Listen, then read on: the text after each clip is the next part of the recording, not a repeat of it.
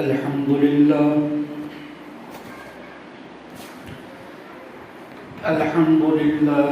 رب العالمين، والصلاة والسلام على سيد الأنبياء والمرسلين وعلى آله الطيبين والطاهرين وأصحابه المكرمين وعبادك الصالحين برحمتك يا أرحم الراحمين. أما بعد، فأعوذ بالله من الشيطان الرجيم. بسم الله الرحمن الرحيم. قال الله تبارك وتعالى في القرآن المجيد والفرقان الحميد: إياك نعبد وإياك نستعين.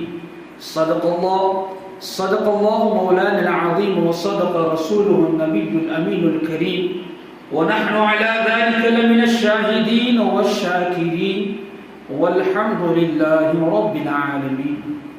إن الله وملائكته يصلون على النبي يا أيها الذين آمنوا صلوا عليه وسلموا تسليما.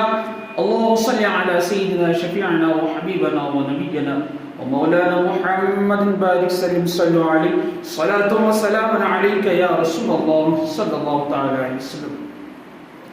سامعین کرام، السلام علیکم ورحمۃ اللہ وبرکاتہ. اللہ تبارک و تعالی قرآن فرما رہا ہے: ایاک نعبد و ایاک نستعین. اعلیٰ حضرت مجدد دین ملت الشاہ امام احمد رضا فاضل بریلوی رحمۃ اللہ تعالی اس کا ترجمہ فرماتے ہیں کہ اللہ، ہم تیری ہی عبادت کرتے ہیں اور تجھ ہی سے مدد چاہتے ہیں. ایاک نعبد و ایاک نستعین، اہدنا الصراط المستقیم، راستہ ان کا جن پر تو نے احسان کیا، غیر المغضوب علیہم ولا الضالین، اور ان لوگوں کا راستہ جن پر تو نے احسان فرمایا، ان لوگوں کا نہیں جن پر تو نے غضب فرمایا. اب دیکھیں، قرآن سورہ فاتحہ کی آیت ہے ایاک نعبد و ایاک نستعین، کہ ہم تجھ ہی سے مدد چاہیں اور تیری ہی عبادت کریں. اب اعلیٰ حضرت رحمۃ اللہ تعالی اس کی تفسیر بیان فرما رہے ہیں. ایاک نعبد، کہ ہم تیری ہی عبادت کرتے ہیں، ایاک نعبد و ایاک نستعین، اور تجھ ہی سے مدد چاہتے ہیں. اب یہاں مدد دو طرح کی ہوتی ہے. ایک وہ مدد جو صرف اللہ سے ہی مانگی جاتی ہے، اور دوسری وہ جو ہم اولیاء انبیاء کے وسیلے سے مانگتے ہیں. اعلیٰ حضرت فرماتے ہیں کہ اولیاء کا وسیلہ پیش کرنا، انبیاء کا وسیلہ پیش کرنا، ان سے مدد مانگنا، یہ یہاں پہ صرف نیت کا ڈفرینٹ ہے. کہ جس طرح ہم اللہ تبارک و تعالیٰ سے مانگتے ہیں کہ اے اللہ پاک پروردگار، دینے والی ذات، عطا کرنے والی ذات صرف تیری ہے، اس کے علاوہ ہر کس کو نہیں دے سکتا. ہاں، بشرطے کہ اللہ تبارک و تعالیٰ نے اپنے خاص بندوں کو وہ مقام عطا فرمایا کہ وہ جب بندے جس طرح انبیاء ہیں، صحابہ ہیں، اولیاء ہیں، ہم ان سے جب مانگتے ہیں، جیسا کہ مثال کے طور پر ایک بیٹا اپنے باپ سے مانگتا ہے. کیوں مانگتا ہے؟ وہ اس لیے کہ اس کا باپ ہے اور بیٹے کو پتا ہے کہ میرے باپ کے پاس پیسے ہیں، دولت ہے، وہی مجھ کو دلا سکتا ہے. اب یہاں یہ چند غیر فر کے لوگ جو یہ فتویٰ لگاتے ہیں کہ غیر اللہ سے مدد مانگنا شرک ہے، ڈائریکٹ فتویٰ لگا دیتے ہیں. لیکن اب یہ جو ہے صرف نیت کا ڈفرینٹ ہے. ہم اپنے باپ سے اس لیے مانگتے ہیں کہ اللہ نے باپ کو وہ طاقت دی ہے کہ وہ اپنے اولاد کے حقوق کو ادا کر سکے. صحیح ہے کہ نہیں؟ ایک آدمی شادی کیوں کرتا ہے؟ اس کی ضروریات پوری کیوں کرتا ہے؟ کیونکہ اللہ نے اسے وہ عنایت عطا فرمایا ہے. جب بیوی نکاح میں آتی ہے، اس کے حقوق کو ادا کرتا ہے، اس کے نان نفقے کو ادا کرتا ہے. یہ کیوں ادا کرتا ہے؟ کیونکہ اللہ نے اسے صلاحیت سے اجر نوازا. ایاک نعبد و ایاک نستعین، ہم تیری ہی عبادت کرتے ہیں.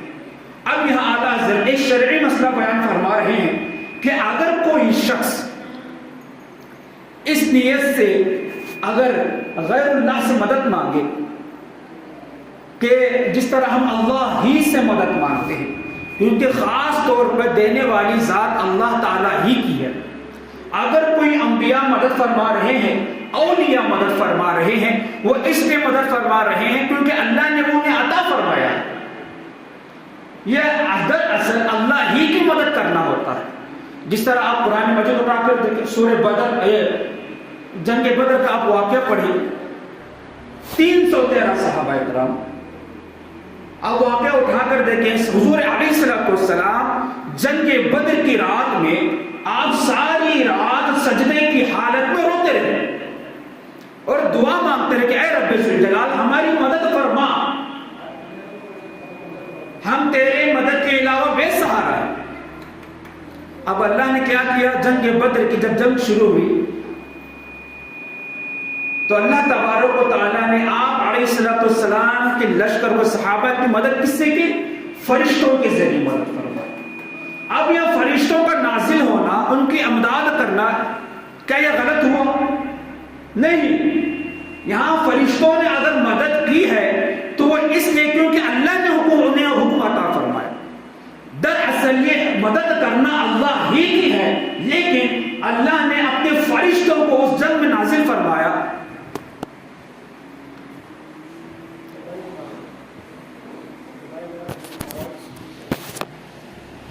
اللہ نے جو ہے ان کی مدد، دراصل اللہ نے ہی ان کی مدد فرمائی۔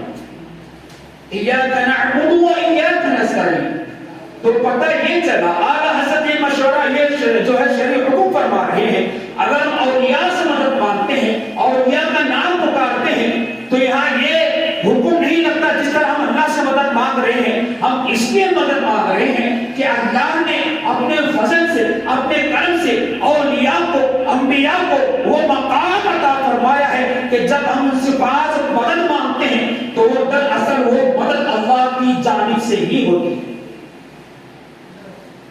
اور راستہ ان کا جن پر تو نے احسان کیا۔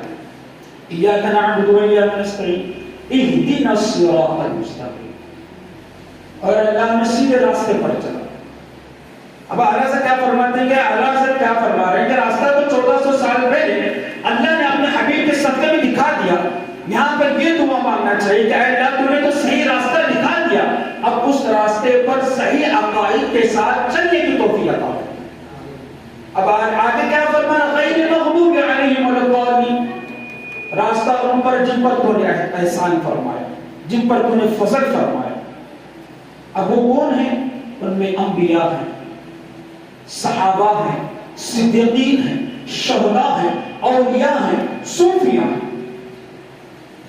اب اللہ نے ان پر فضل فرمایا، اور ان اولیاء میں ایک نام حضرت محمد سید خواجہ نظام الدین اولیاء محبوب الہی، یہ ایسے باوقار ولی ہیں کہ اللہ تبارک و تعالیٰ نے انہیں ایسا مقام عطا فرمایا کہ آج ہم زمانہ انہیں محبوب الہی کے نام سے کہتے ہیں۔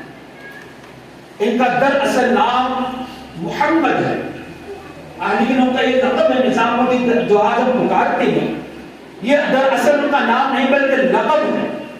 ان کا نام دراصل محمد ہے، اور آپ کا شجرہ نسب سیدنا امام حسین رضی اللہ تعالیٰ سے جا کر لیتا ہے۔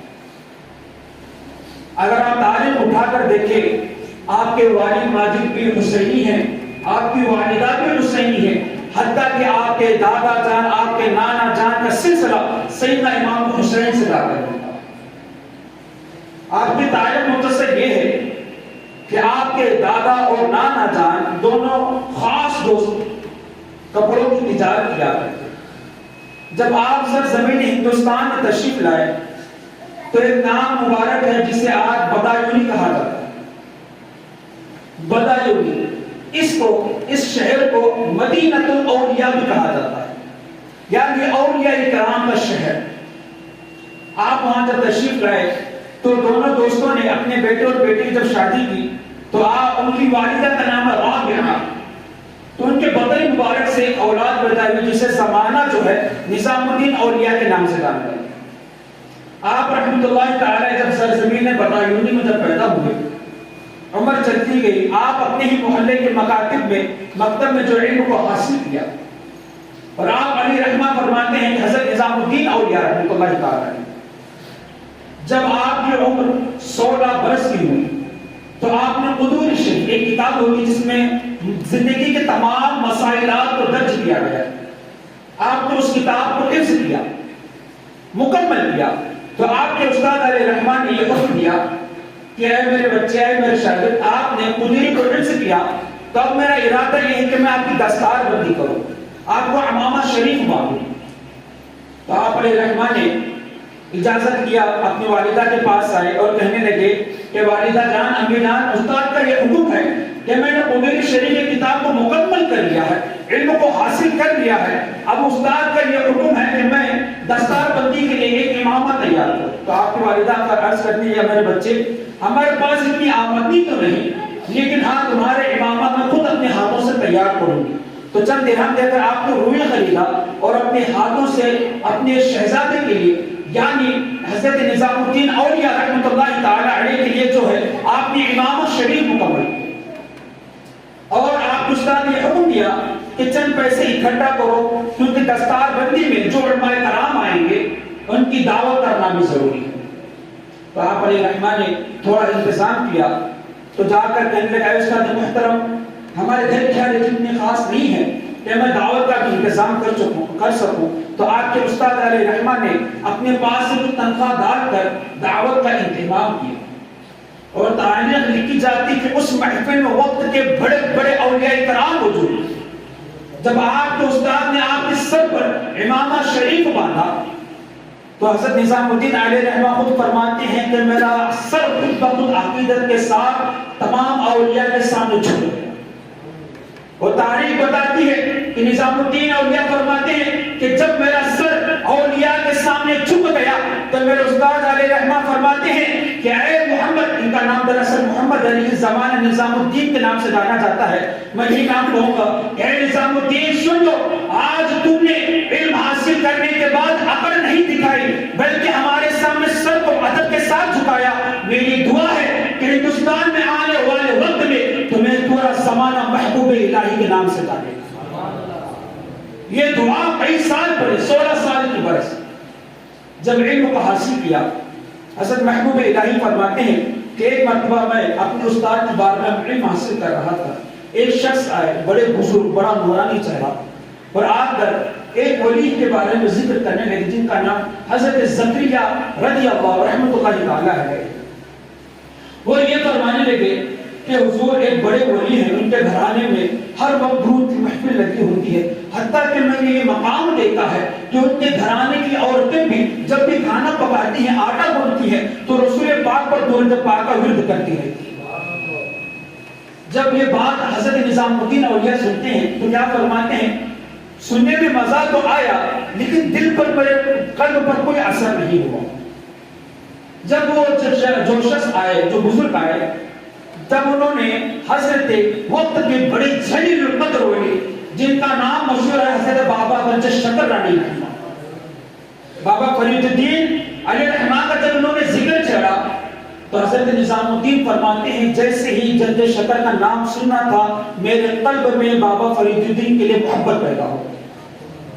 آپ نام دیکھیں، بابا فرید الدین گنج شکر، یہ نام ہے، گنج شکر میٹھا جو شکر ہوتی ہے، اور نام بھی اتنا میٹھا کہ بابا فرید الدین فرماتے ہیں کہ جیسے ہی ان کی تاثیر، ان کی میں نے جو تعریفیں سنی تو اسی وقت سے میرے قلب میں ان سے اتنی محبت پیدا ہو گئی کہ نظام الدین اولیاء رحمۃ اللہ تعالی فرماتے ہیں کہ میری عمر 24 سال ہونے تک میں ہر 5 وقت کی نماز کے بعد یا بابا فرید الدین پکارتا یا مولانا فرید الدین پکارا کرتا تھا، یہ ورد کیا کرتا، ان کی محبت اتنی بڑھ چکی تھی۔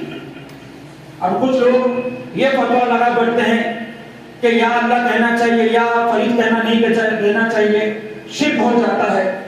آپ کو بتا دوں، ابھی بابا فرید الدین، ابھی نظام الدین اولیاء کا وقت نہیں آیا۔ حضرت خواجہ غریب النواز نے بھی اپنی حیات زندگی میں حضرت نظام الدین کو، اولیاء کو بھی جو ہے یا فرید الدین یا نظام الدین کہہ کے پکارا، اور وہ خواجہ غریب النواز کون ہے جنہوں نے سرزمینوں ہندوستان میں آتے ہی 90 لاکھ غیر مسلمانوں کو کلمہ پڑھا کر مسلمان بنا دیا. کیا ان کا یا کر کے پکڑنا یہ شرک ہو گیا، گناہ ہو گیا؟ نہیں ہوتا. اور ایسی چیزوں سے ہمیں فرق بھی نہیں پڑا.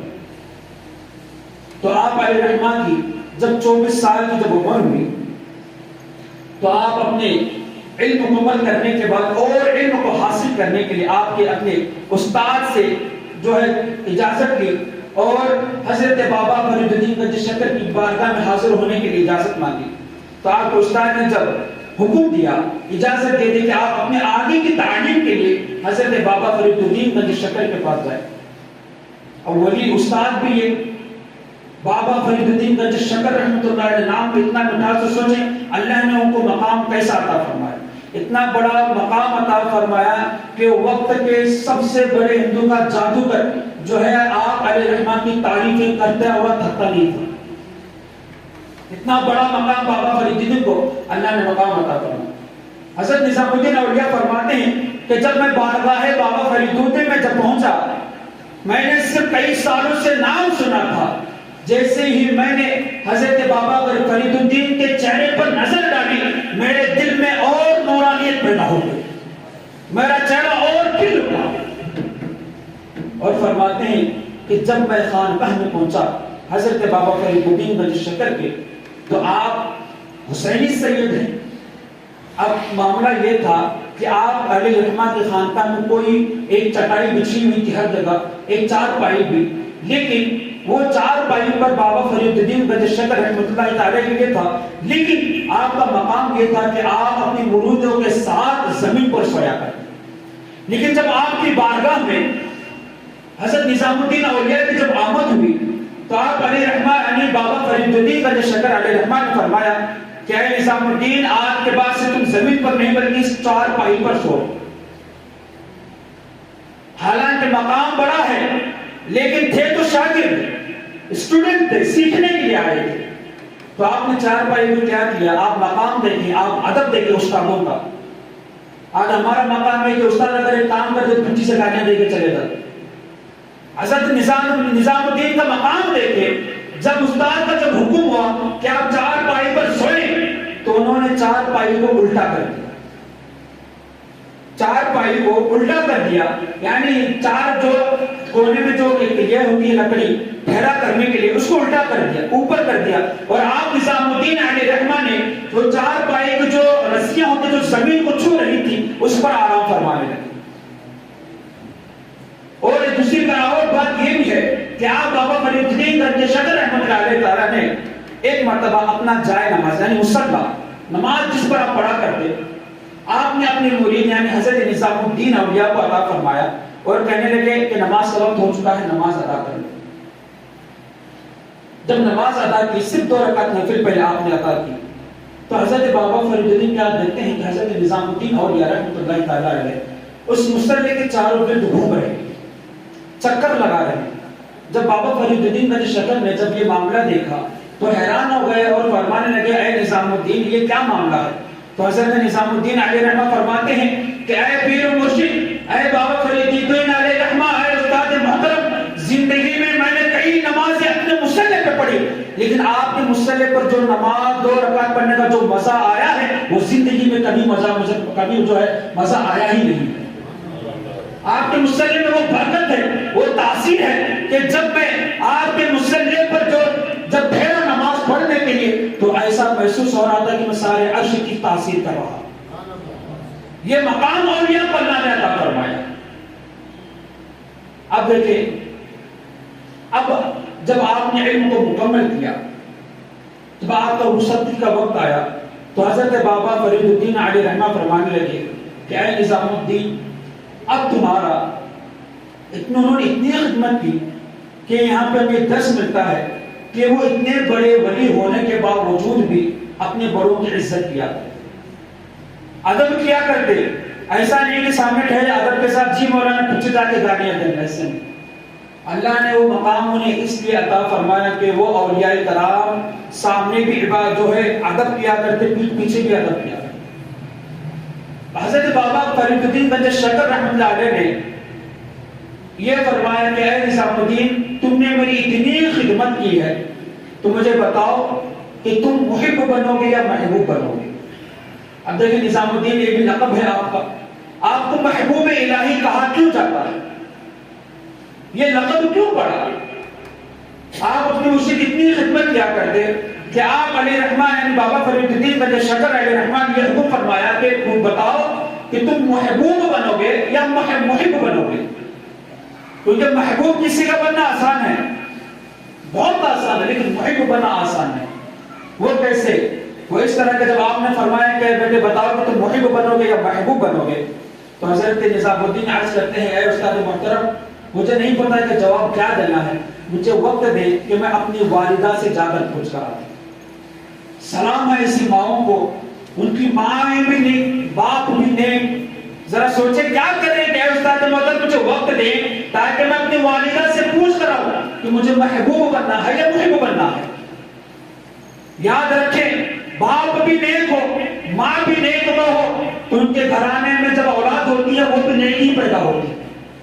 باپ شرابی ہو، بے نمازی ہو، جواری ہو، حرام کا کھانے والا ہو، تو یاد رکھو یہ امید ہرگز مت رکھنا کہ آپ کے گود میں کوئی نیک اللہ کا ولی پیدا ہوگا۔ یہ ہرگز ایسا نہیں ہو سکتا، یہ ضروری ہے ہی نہیں۔ جب ہم نمازوں کو پکڑیں گے، جب اللہ کی عبادتوں کو مضبوطی کے ساتھ پکڑیں گے، تو اللہ تبارک و تعالیٰ جس طرح اللہ نے اولیاء کے دلوں کو نور سے منور فرمایا، اسی طرح اللہ تبارک و تعالیٰ ہمارے دلوں کو بھی منور فرمائے گا۔ جب ہمارے دل اللہ کے نور سے منور ہو جائیں گے، عبادات میں مزہ آنے لگے گا، اللہ کی عبادت میں جب مزہ لطف آنے لگا، اللہ کی بارگاہ میں جب ہم روئیں گے، تو اللہ سے امید ہرگز رکھی جا سکتی ہے، یہ کی جا سکتی ہے کہ ہمارے گھر میں پیدا ہونے والی لڑکا ہو یا لڑکی ہو، وہ ایک ضرور پیدا ہوتی ہے۔ اور آج ہمارا یہ ہے کہ ہم دارو بھی پئیں گے، نمازیں بھی چھوڑیں گے، اللہ کی نافرمانی بھی کریں گے، ماں باپ کی دھچیاں بھی اڑائیں گے، اور اللہ سے یہ امید رکھیں گے کہ ہمارے گھر میں ایک اولاد پیدا ہوگی۔ واہ کیا شان ہے ہماری! ایسا ہرگز نہیں ہو سکتا، یہ بات یاد رکھیں۔ حضرت نظام الدین 1.5 دن کا سفر کر کر جب جانے لگے، یہ سوال پوچھنے کے لیے کہ اپنی ماں سے کہ ماں میں محبوب بنوں یا محب بنوں؟ راستے میں ایک مجذوب بزرگ ہے، مجذوب اس شخص کہا جاتا ہے، آپ دیکھیں ایک دیوانے طرح جو لوگ گھومتے ہیں، ان کی حالت ایسی ہوتی ہے کہ پھٹے پرانے کپڑے ہوتے ہیں، حالت بہت بیکار ہوتی ہے، لیکن ان کا دل ایمان کے نور سے منور ہوتا ہے، اسے مجذوب کہا جاتا ہے۔ دنیا سے کنارہ کشی کر کے کام ملے وہ گرتے رہتے ہیں۔ جب مجذوب سے ملاقات ہوئی تو اے نظام الدین رکو، کہاں جا رہے ہو؟ اب دیکھیں ابو مجذوب راستے میں پڑا ہے، ابو مجذوب نظام الدین سے پوچھتے ہیں بتاؤ محب بنو گے یا محبوب بنو گے؟ اب نظام الدین پریشان ہو گئے، یہ معاملہ تو میرے مرشد کے درمیان چھپا ہوا تھا، یہ تو میرے پیر مرشد نے مجھ سے سوال کیا تھا، یہ سوال کسی اور کو پتا بھی نہیں، تو ان کو کیسے پتا چلا؟ اور پھر وہ مجذوب فرماتے ہیں اچھا تم کس مقصد سے جا رہے ہو؟ یعنی تم اپنی ماں سے پوچھنے جا رہے ہو، جا کر پوچھو، اگر تمہاری ماں سے جواب نہ ملے تو کل اسی جگہ پر میرے پاس آ جانا، میں تمہیں جواب دوں گا کہ تم محبوب بننا ہے یا محب بننا ہے۔ ایک مجذوب جو راستے میں پڑا ہے، اب وہ پریشان، یہ بات تو راز کی بات تھی، میں جانتا تھا، بابا فرید الدین جانتے تھے، ان کو کیسے پتا چلا؟ اب یہ سوچتے سوچتے گھر پہنچے، والدہ کے ہاتھ چومے، قدم بوسی کی اور ان کے قدم جو ہے پیر دبائے۔ اب دیکھیں وہ اولیاء کا مقام بھی کیا ہے، اتنا بڑا بلند مرتبہ ہونے کے باوجود بھی وہ اپنی ماؤں کے قدموں کو چوما کرتے، اور ہمارا کیا گھر میں دھوستے یہ اپنی طاقت لے گئے کھانے پکے کیا گئے، یہ ہماری ماں کی عزت آج ہم دیتے ہیں، یہ ہماری عزت جو ہم باپ کو دیتے ہیں، جس ماں نے 9 مہینے پیٹ میں رکھ کر تکلیف میں اٹھا کر اپنی اولاد کو جنم دیتی، وہی اولاد پیدا ہونے کے بعد بڑی ہونے کے بعد ماں کو گالی دیتی، پھر کہاں سے اللہ نے مقام عطا فرمائے؟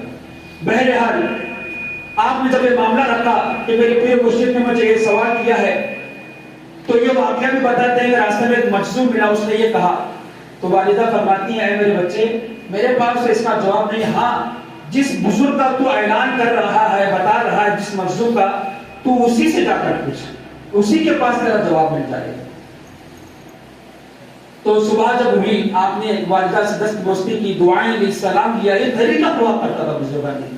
جب گھروں سے جاتے تو ماؤں باپ سے دعا لے کر جاتے اور دعا کرتے کہ والدہ میرے دعا کرے کہ اللہ مجھے کامیابی دے۔ جب وہ مائیں دل سے دعا کرتی، اگر اس بیٹے کا کام بھلے ہی بھاڑ جتنا کیوں نہ ہو، اللہ اس کے کام کو پورا فرما دیتا۔ لیکن آج ہمارا کیا ہے، نہ ہم ماؤں سے دعائیں لیتے ہیں نہ باپ سے دعا لیتے، الٹا بھگتے جاتے تھے کہ اللہ تو اللہ کہاں سے کامیابی دے گا، اور ہر وقت ہمارا رونا ہے اللہ کامیابی دے گا جنہیں کہاں سے دے گا۔ جب آپ تم اپنے ماں باپ کو ناراض کر کے گھر میں بیٹھے ہو تو بتاؤ اللہ کہاں سے کامیابی دے گا۔ جب یہ معاملہ ختم ہوا تو پڑھنے لگے تو جس جگہ وہ بزرگ موجود تھے مرزوق، تو وہاں پہ نظر نہیں آئے، پریشان ہو گئے۔ تو لوگوں سے پوچھنے کہ کل یہاں پہ بزرگ تھے وہ کہاں ہے؟ تو لوگوں نے کہا اچھا وہ دیوانہ پڑ گئے، وہ تو پڑھ چکا ہے۔ تو حضرت نظام الدین پریشان ہو گئے، یہ کیا؟ بزرگ کا تو یہ کہنا تھا کہ کل اسی جگہ پر آ جانا، میں جواب دے دوں گا، اور دیکھو وہ آج وہ انتقال کر چکا، اچھا اس کی قبر تو بتاؤ۔ تو لوگوں نے کہا اس کی قبر نہیں ہے، اس کو کچرے کے پھیڑے میں پھینک دیا گیا۔ دیوانہ تھا، پاگل تھا، لوگوں کو کیا پتا۔ تو حضرت نظام الدین جب اس کی بات جاتے ہیں، پڑھا پڑھ سکتے ہیں معاذ اللہ، لوگ پتہ نہیں، لوگوں کو کیا ہے نا نورانی پتہ نہیں چلتی، اسلام کی آشنائی نہیں پتہ چلتی ہے، انہیں کو پتہ چلتی ہے جن کے قلب میں اللہ کا خوف، اللہ کی نورانیت ہوتی ہے۔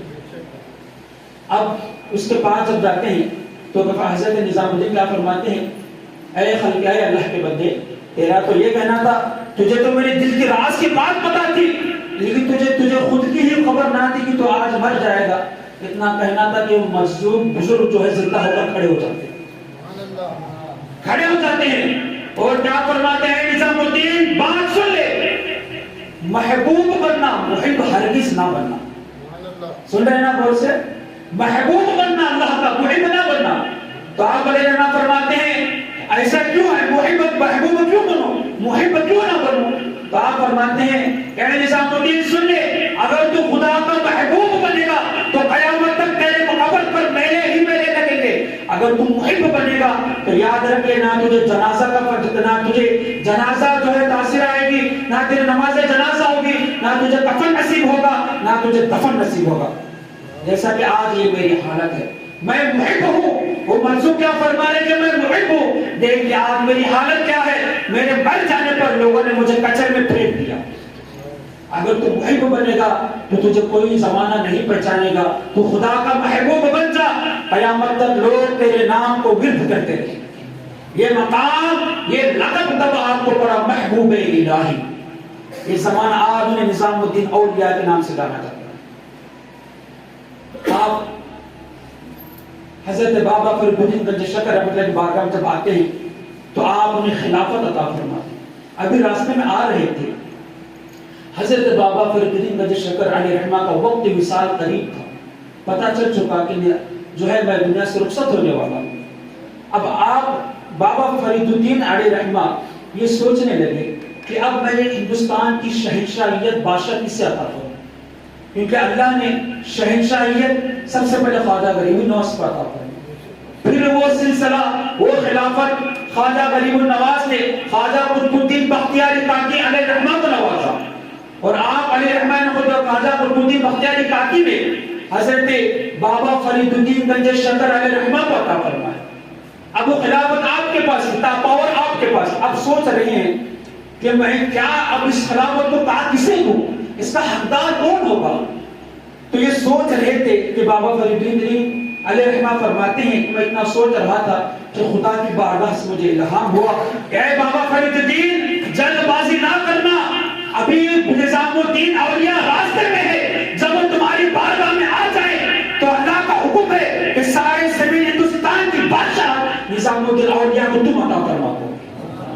وہ مقام نظام الدین اولیاء کو مقام عطا فرمایا، اور جب بارگاہ میں آتے ہیں تو حضرت بابا فرید الدین علیہ رحمہ وہ خلافت، وہ پاور جو ہے حضرت نظام الدین اولیاء کو عطا فرماتے ہیں، اور یہ عرض فرماتے ہیں کہ نظام الدین سن لے، جب سے تو میرے خانقاہ میں آیا ہے ایک وقت بھی لمحہ ایسا نہیں گزرا جب بھی میں سوچتا تھا اللہ کی بارگاہ سے یہ مجھے الہام ہوتا کہ اے بابا فرید الدین سن لے، جو تیرے خانقاہ میں جو نظام الدین نامی جو شخص اور اس وقت کا سب سے بڑا اللہ کا زندہ ولی کہلاتا ہے۔ اللہ نے مقام انہیں عطا فرمایا۔ یہ مقام کس طرح عطا فرمایا؟ اب دیکھیں یہ خلافت دی اور یہ حکم فرمایا کہ اے نظام الدین اب تمہارا جو ہے راستہ نیو دہلی شریف کی طرف ہے، آپ کو وہاں جانا ہے، وہاں دین کی تبلیغ کرنی ہے۔ اور یہ نصیحت کر رہے ہیں کہ اے نظام الدین سن لو، تمہیں کتنا بھی بڑا مقام کیوں نہ حاصل ہو جائے، اللہ کی بارگاہ سے دوری اختیار نہ کرنا، نمازوں کو چھوڑنا نہیں اور روزوں کو نہیں چھوڑنا، نمازوں کو کثرت کے ساتھ پڑھا کرو، روزوں کو کثرت کے ساتھ پڑھا کرو۔ جب ان دو چیزوں کو تم مضبوطی کے ساتھ پکڑو گے تو تصوف کا وہ مقام تمہیں عطا فرمائے گا کہ قیامت تک تمہیں نظام الدین اولیاء محبوب الہی کے نام سے جانے گی۔ اب نصیحت کیا کر رہے ہیں؟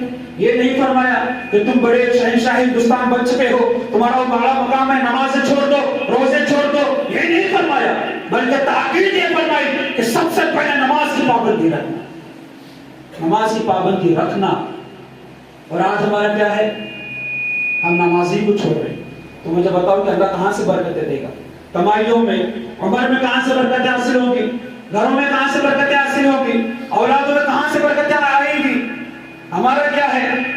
اگر ہم کما بھی لیتے ہیں تو کمانے کے بعد اللہ اکبر اللہ کا شکر بھی ادا نہیں کرتے، الٹا ہم جو ہے اسے ناشکری پکار لیتے ہیں۔ کیا ہے وہ دن بھر دھوپ میں ٹھہرو رہا ہے، اتنا ملا تو آپ بتاؤ کہاں سے اللہ برکتیں حاصل فرمائے، کہاں سے برکتیں دے گا؟ یہ بزرگان دین ہم کو یہ سبق دے کر گئے ہیں کہ اگر تمہیں بڑا مقام مل بھی جائے تو اللہ کی عبادت سے دور نہ جانا، کیونکہ جب تم اللہ کی عبادتوں کو مضبوطی سے پکڑو گے تو ہو سکتا ہے اللہ تمہارا مقام بھی ولایت میں عطا فرما دے۔ ہو سکتا ہے نا، کیوں نہیں ہو سکتا؟ آج لوگوں کا یہ رونا ہے کہ بھئی وہ تو بڑے اولیاء کرام تھے، ان کا مرتبہ الگ تھا، وہ ان کے بات ہی چل رہی تھی، وہ وغیرہ۔ مجھے آپ یہ بتائیں جو اولیاء کرام تھے کیا وہ انسان نہیں تھے؟ دو پوا دو آٹا ان کے بھی تھے نہیں؟ انہوں بھی پیڑوں کھانا کھاتے تھے، انہوں بھی پانی پیا کرتے تھے، انہوں بھی سوتے تھے، ہمیں بھی سوتے ہیں۔ فرق کیا ہے پھر؟ فرق بس یہ ہے کہ ان کے دلوں میں اللہ کا خوف تھا، وہ سمجھ چکے تھے کہ یہ دنیا فانی ہے، یہ دنیا ختم ہونے والی ہے۔ وہ یہ بات کو سمجھ کر اللہ کی عبادت کو مضبوطی سے تھامے رکھے۔ لیکن آج ہم سب دیکھ رہے ہیں، ہمارے سامنے کئی جنازے نکل بھی رہے ہیں، مٹی میں جا کو گاڑ کو بھی آ رہے ہیں، لیکن تب بھی کیا ہے، ہمیں افسوس نہیں آ رہا، تب بھی ہمیں اللہ کا خوف نہیں آ رہا۔ عزیزان محترم، نمازوں کو پکڑیں۔ میں بارہا کہتا ہوں کہ نمازوں کو پکڑیں، مسجدیں خالی ہیں، یہ مسجدیں صرف عیاشی کرنے جیب میں کھیلنے کے لیے نہیں بنائی گئی، یہ مسجد اللہ کی عبادت کرنے کے لیے بنائی گئی ہے، یہ ہمارے باپ دادا کے واسطے نہیں بنائی ہے، عیاشی کرنے واسطے نہیں بنائے، یہ نماز پڑھنے کے لیے بنائی گئی۔ یا اگر کوئی مسجد کی کھڑکیاں یہ دیواریں کل میدان محشر میں اللہ کی بارگاہ میں یہ بھی جواب دے گی وہاں پہ کہ کون کون تیرا بندہ مسجد میں نماز پڑھنے کے لیے آیا اور کون کون نہیں آیا، یہ بھی گواہی دے گی۔ تب کیا جواب دیں گے؟ حضور پاک صلی اللہ علیہ وسلم کی حدیث مبارکہ ہے کہ جب بندے کو اللہ کی بارگاہ میں کھڑا کر دیا جائے گا تو اس کے منہ پر تالا لگا دیا جائے گا، تالا، سن رہے نہیں، تالا لگا دیا جائے گا، اور اللہ فرمائے گا ہمارے جسم کے حصوں کو حکم فرمائے گا۔ اب دیکھیں زبان میں تاثیر ہے بولنے کی، ہاتھ پیر نہیں بولتے ہمارے، لیکن میدان محشر میں زبان بند ہوگی اور جسم کے ہمارا ہر ایک حصہ جو ہے اللہ کے بارگاہ میں گواہی دے گا اس نے کیا کیا گناہ کیے، ہاتھ نے کون سے گناہ کیے، حلال کمایا، حرام کا کمایا، سود کا بڈی کھایا، یا پھر حلال کا مال کھایا ہے، یا یہ ہاتھوں کو کہاں کہاں گناہ کیا، اپنے پیروں کو آیا نماز کی طرف لے کر گیا یا گناہوں کی طرف لے کر گیا، اپنے جسم کو اللہ کی بارگاہ میں جھکایا ہے یا کہیں اور جھکایا ہے، یہ سب اللہ کی بارگاہ میں گواہی دیں گے۔ تو عزیزان خدا کے لیے اپنی عبادتوں کو مضبوطی سے پکڑیں۔ یاد رکھیں کئی نوجوان ایسے ہیں جو آج قبر کی مٹی میں گل چڑھ کر گیا تھا۔ کچھ افسوس کی بات نہیں ہوتی، کب افسوس آئے گا؟ جب ہمارے سامنے موت کا فرشتہ اگر کھڑا ہو جائے گا۔